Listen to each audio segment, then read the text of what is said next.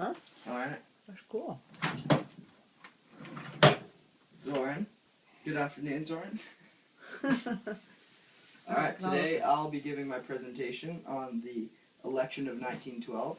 And as the Wall Street Journal put it, the story of the 1912 campaign is worth telling because it's one of the great political stories in American history. In this election ran four main candidates: former President Roosevelt, Democrat Woodrow Wilson, incumbent President Taft, and Socialist Debs. To provide you with the best understanding of this complicated election, I've divided this presentation into five main sections.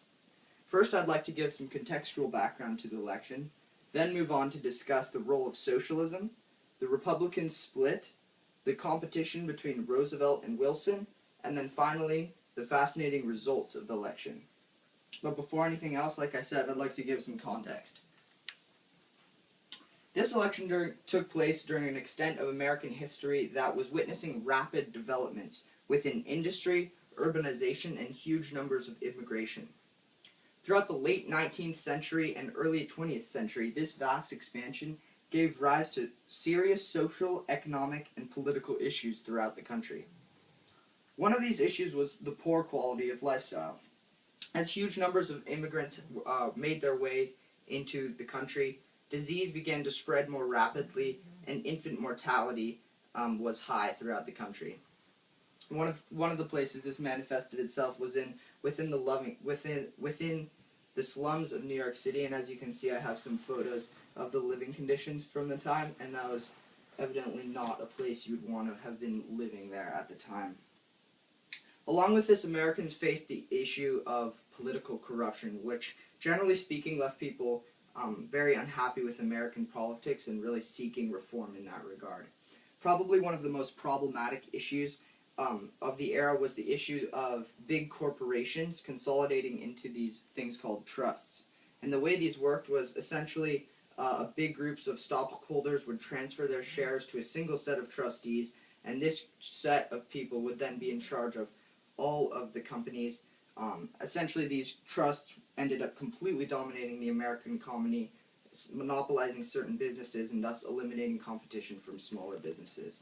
So this really represented a crucial issue from this era, and I want to emphasize that.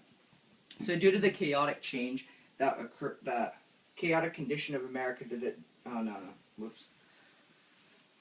Due to the chaotic condition of America during this time, emerged a period called the Progressive Era, which flourished from the 1890s into the 1920s and represented a movement of ardent social activism and political reform. The popular outlook of progressivism presented an optimistic vision for a better society and sought vast societal reform. So in light of America's economic recession and social issues, the election of 1912 was evidently at a truly crucial point for the country. So one of the things that makes this such a fascinating election is, as I said before, there were four fairly legitimate candidates that played significant roles in this election, and interestingly enough, one of them was a socialist. So now I'd like to talk to you a little bit about the role of socialism in this election. Socialism in the election of 1912 was remarkable in that it represented a high watermark for the Socialist Party in American presidential elections. For the socialist candidate Eugene Debs, it was pretty clear from the start that he wasn't going to win the election. However, what his candidacy represented was a protest. Woodrow Wilson talked himself on the topic. He stated, "The great socialistic vote in this country is not a vote for a program. It is a protest. A vote in protest against the bitter disappointments that the country has suffered at the hands of both parties." In the end, Debs received nearly 1 million popular votes, which accounted for roughly 6% of the voting.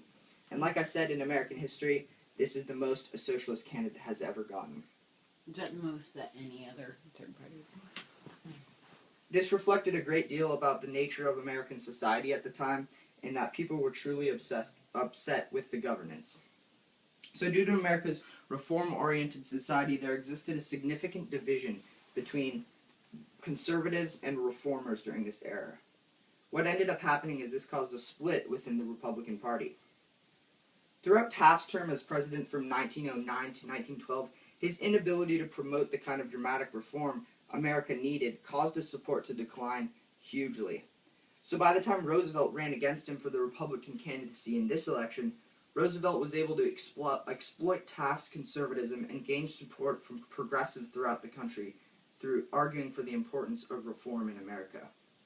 However, Taft remained the choice of most party leaders, and these were the people that controlled the nomination at the time.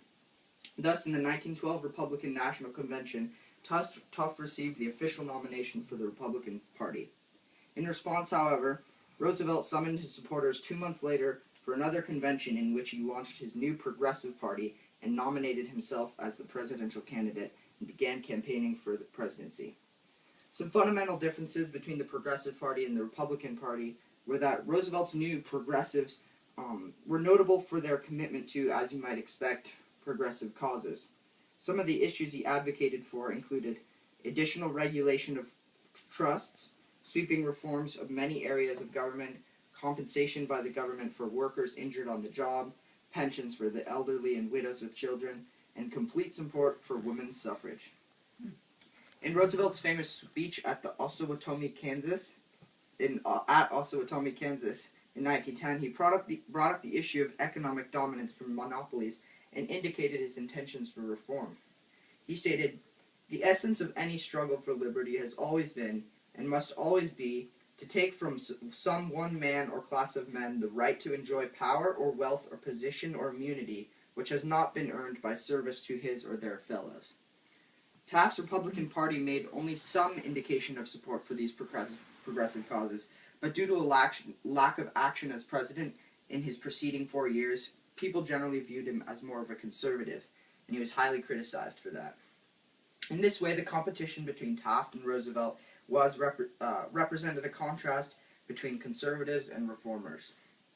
However, the progressive condition of America was such that Roosevelt's reform-focused vision pretty clearly took Taft out of the competition, and in the end the election ended up being primarily between the two different brands of progressivism, manifested between Roosevelt and Woodrow Wilson.